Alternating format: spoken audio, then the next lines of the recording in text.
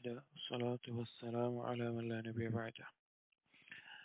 സഹീഹ് മുസ്ലിമിലും അതുപോലെ ഇമാം അഹ്മദ് അദ്ദേഹത്തിന്റെ മുസ്നദിലും എല്ലാം തിരിച്ചിട്ടുള്ള ഒരു റിവായത്തിൽ ഒരിക്കൽ സഅദ് ഇബ്നു ഹിഷാം റഹിമഹുല്ലാഹ് മദീനയിൽ എത്തുകയുണ്ടായി.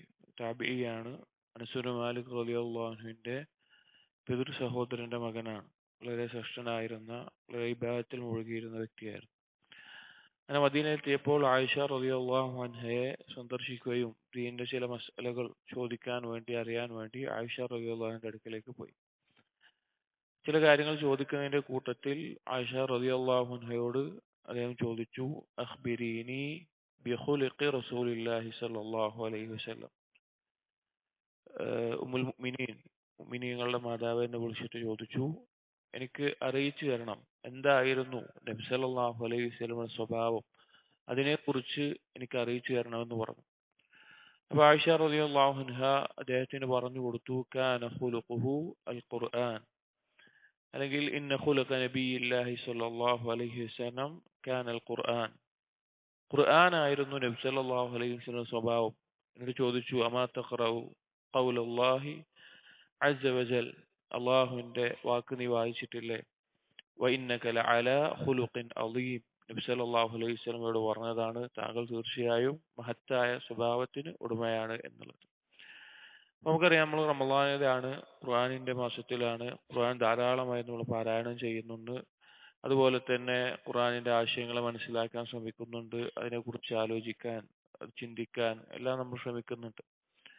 അപ്പൊ ഖുർആനിനെ നമ്മുടെ സ്വഭാവമാക്കി മാറ്റുക എന്നുള്ളതും നാം പഠിക്കേണ്ട, ശീലിക്കേണ്ട ഒരു കാര്യമാണ്. കാരണം നബി സല്ലല്ലാഹു അലൈഹി വസല്ലമയുടെ സ്വഭാവത്തിനെ കുറിച്ച് ചോദിച്ചപ്പോൾ അത് ഖുർആനാണെന്ന് പറഞ്ഞു. എന്താണ് അതുകൊണ്ട് ഉദ്ദേശം?